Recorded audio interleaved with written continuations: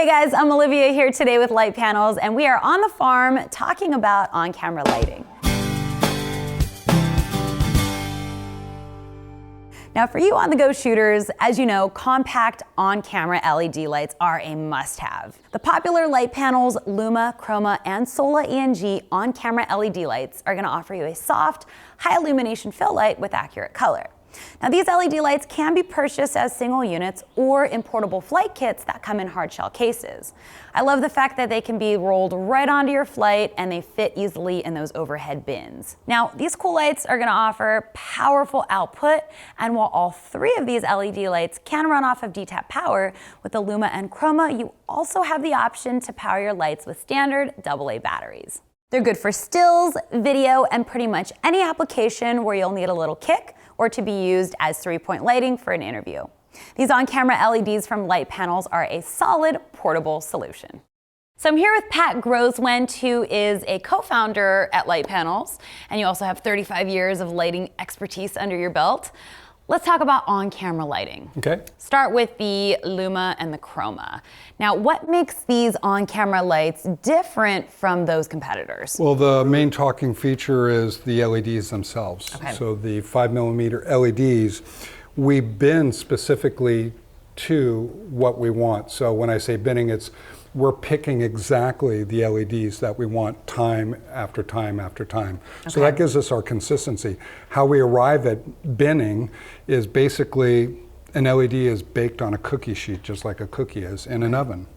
And when it's baked and it comes out, the center of the cookie is always perfect. The outer edges tend to be burned or not as delicious.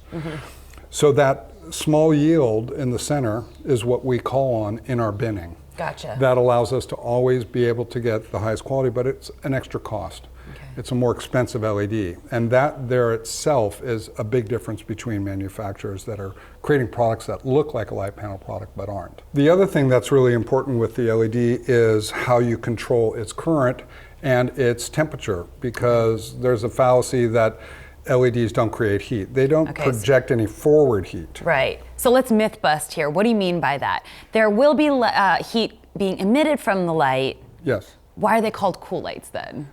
Because they're cool to the touch. Gotcha. And so that being what we're familiar with in lighting is what we call visible heat. Light is visible heat, because remember, there's a lot of energy being consumed to create that light. Right. About 6% of the light from that energy being consumed is actually visible use. The rest is heat. So heat plays a big part in our products, in our products design. Let's talk a little bit about the fact that these lights can actually be powered by simple AA batteries. We're from the lighting world, so we understand how they intend to be used. And camera has a DTAP and an external battery, so we made the opportunity for it via this connector here to run off of an external battery. And with that, you can get rid of the weight of the 6 AA batteries that are inside here. Those 6 AA batteries also can be the portable power that you need when you don't have a DTAP or an external battery on your camera. So Pat, we're talking about the Luma and the Chroma. They look exactly the same. Let's talk about the differences between these two. Okay, so they do look a lot alike, but as you see here, we have a single control knob which is dealing with intensity. Right. And that intensity is completely controlled by this knob. Again, no light color value change and dimming, not like a traditional legacy product. No shifting. No shifting of color. Now, in regards to the other unit, I'll let you hold the Luma. This Chroma has 2 controls. So we have the main largest, which is the intensity, just like on the Luma. But with the smaller one, we can change from daylight to tungsten or vice versa. Now, do we lose stops when we go either full daylight or full tungsten? Or they're double the LEDs to compensate for that? We don't lose stop, and it's a great question because now we have a larger plurality of individual LEDs.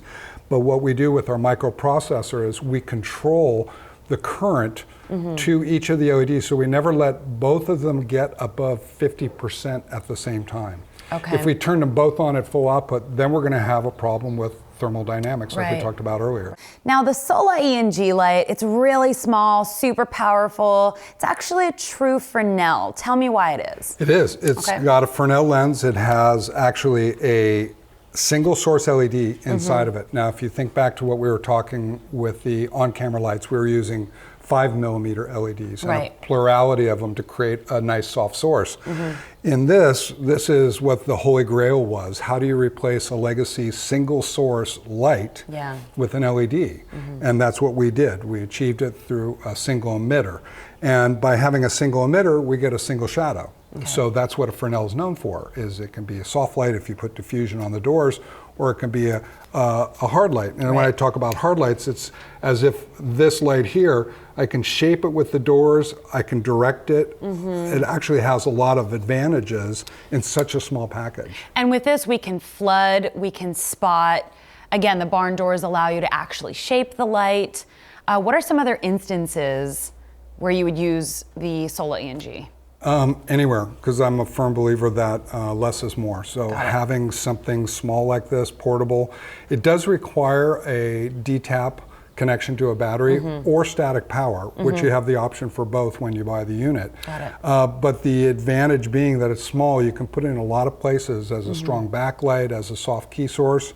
You can even put the soft box on it and have a nice projected soft light. So it's like a real Fresnel unit where depending on the angle you use it and how you use it, it can create all sorts of different looks. But it's so small and it's so portable, lightweight. And it's drawing 40 watts worth of power and putting out the equivalent of 250 to 300. That's always you know, an interesting point. A little arguable, but yeah. What's a light worth? Well, if you start off with a 500 watt, are you using it with diffusion? Are you using it with scrim? Is it in a dimmer? So there's a lot of different antidotes towards that question. So Pat, now all three of these lights can either be bought as singles or actually in kits. So let's talk about that. What do you get in a kit? We'll talk about the ENG kit since I have this in my hand. The ENG kit's got 3 lights complete. That means stands, mounting hardware, power supplies, battery adapter cables, and even a soft box. And that's in a rolling hard plastic case, very robust, durable. And you've got everything you need. Remember, we come from a lighting background, so we know if we were going to build a kit, this is kind of what we would want. Right, something standard. Yeah, and not have to have the customer go out and look for certain elements of that kit on their own. Get all the pieces on their own. Everything's all encompassed in one kit. Correct, and so in regards to these 2 units, the Chroma and the Luma, for instance, the Chroma kit, we have the Chroma Flight kit, and it has 3 Chromas, stands, mounting hardware, power supply, cable, battery supply, connectors. And the really cool thing is we left an open space in the kit. And it says, you know, you can use the space to put another unit in. Well, a lot of people would say, I like the fact that the Luma has 20% more brightness out of its LED in daylight than the Chroma. So they get a single and put that in the extra spot. Exactly. Got it. Speaking of lighting, let's really put these guys to the test. I say we're on a farm, let's get some real world application going on to, you know, really show you guys what these lights are capable of. Yeah, and I think from my perspective as an end user and someone who's done lighting, I'd love to share information I've gained from others over the years as well as my own touch, and I think it'll be exciting. So right now I am in an 1800s wagon. Obviously the space is small. Also, I'm pretty much out in the middle of nowhere, so we have no power. We are running 3 on-camera lights to light this scene, battery powered. So the 3 on-camera lights from our flight kits are 1 Luma acting as my high key light, 1 Sola ENG acting as my fill light, and 1 Chroma acting as an accent light, just highlighting the wood of the bed frame on the bed that I'm sitting on. So we're outside, it's nighttime, it's pitch black out, and we're only using a few fixtures from our on-camera flight kits to light this scene. Now behind me in the wagon, we have 1 Sola ENG light lighting the interior. On the exterior of the wagon, we have 1 Luma light at a cool temperature to replicate the moon. And in front of me as my key light, we have 1 Chroma light at full tungsten. And actually we're using just a little bit of finger action to replicate a flicker, so it looks like a fire. So I had a lot of fun today out in the field shooting with Pat. I learned a lot of really cool new tricks. A couple of things that I was most impressed about was the output that we were able to get from such a small light. Also, the cool creative effects that we were able to get with just a couple of lights out of the kit. Now, if you guys have any questions about the Luma, the Chroma, of course, the Sola ENG, you can check out litepanels.com.